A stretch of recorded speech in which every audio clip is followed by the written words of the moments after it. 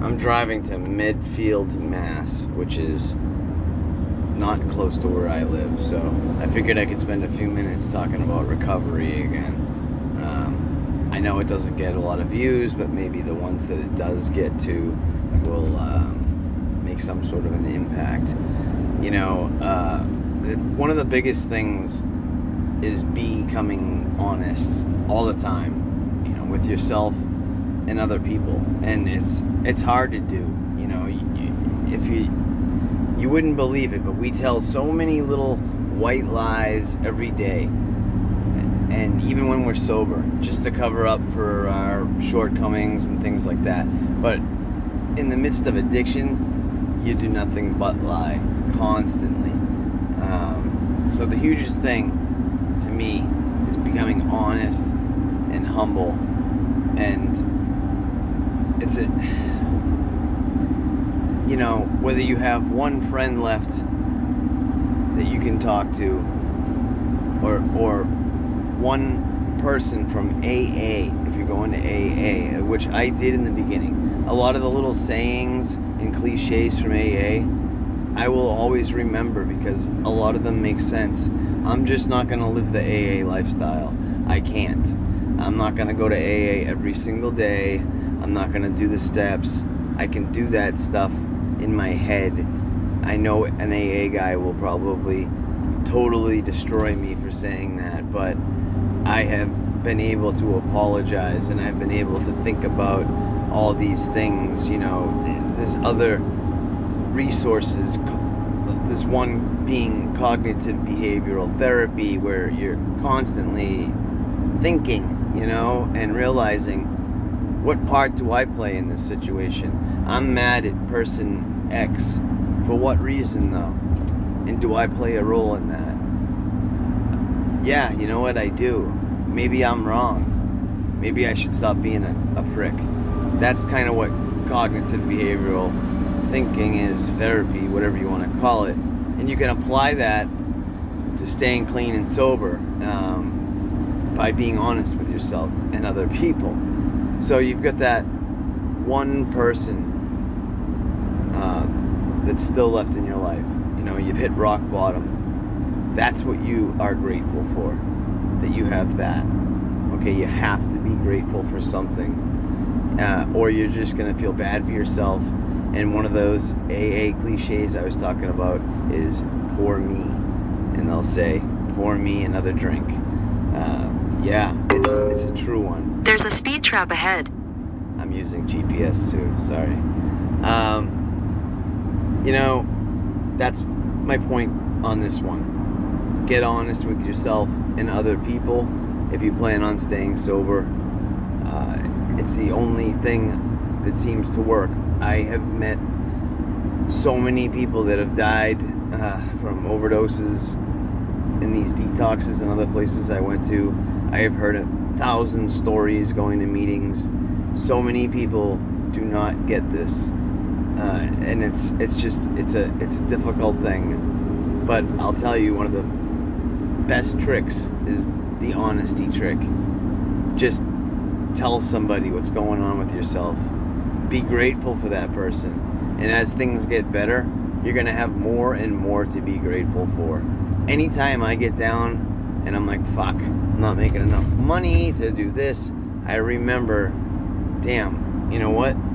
After all that crap, I have a house, I have a beautiful wife, you know, I don't have any kids, but I don't know if I want any at this age and at the way things are going.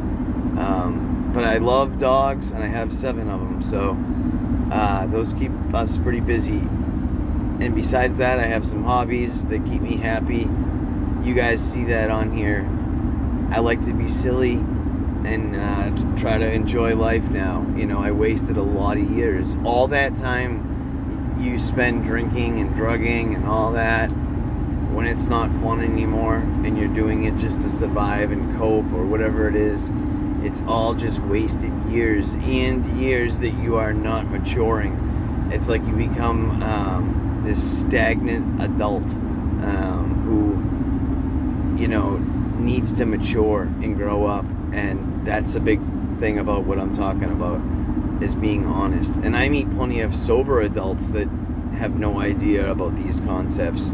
They lie to themselves constantly. They blame other people for every problem in their life, when if you just looked at it like, well, what do I need to do to make this better? What should I be grateful for today? Those are things that you should ask yourself every day if possible.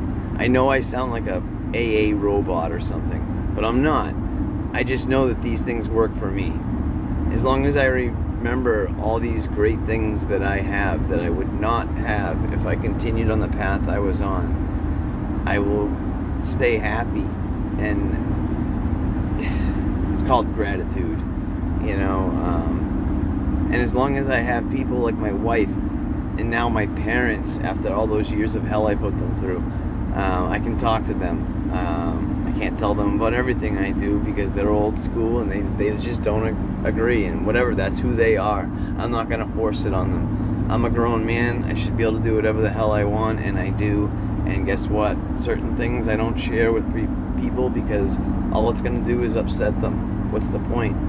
You know, I'd rather spend my time with them during it should be happiness. And, you know, I don't need to tell my mother that I grow weed and I enjoy growing weed. She doesn't want to hear that, you know. So I went out to eat with her the other day. We talk about all sorts of other stuff. I don't lie about anything. I just don't bring that up. She knows I do it. We don't talk about it. Big deal. All right? All these things start getting better. I have a good relationship with them. And like I said, I'm not trying to brag or pat myself on the back. I'm trying to say that you will acquire these things if you stay clean and sober. I'm not trying to live the American dream. I don't care about white picket fences and shit like that. I just want to be a happy person, a normal person, the guy that gives his neighbor a hand, you know, installing an air conditioner or something like that. That's who I'm trying to be, and that's who I am. Anyways, I'm all over the place. The point is, if you're struggling, there's resources out there, man, and girls. And like I said, go to the ER if you're broke and you don't have insurance, whatever. I understand. I've been there. You go to the ER, you tell them, I'm an addict, I need help. I need to go to a detox. I don't care where it is. They'll make you wait, because a lot of people will just leave after a few hours, you know, and I get it. You start getting sick and you say, screw this. But if you stick it out, they keep an eye on you. They're not stupid. A doctor will finally come and see you. They'll clear you, get you a bed, and then you'll be in a detox and you'll get medicated. In 2 miles, take exit 28B toward I-95 South, Waltham. There's my GPS. Anyways, I'm getting off soon to the next highway. That's it for now. Another recovery / addiction pep talk or story time, whatever you want to call it. It's all truth. Maybe somebody heard this. I hope I helped somebody. Have a great day.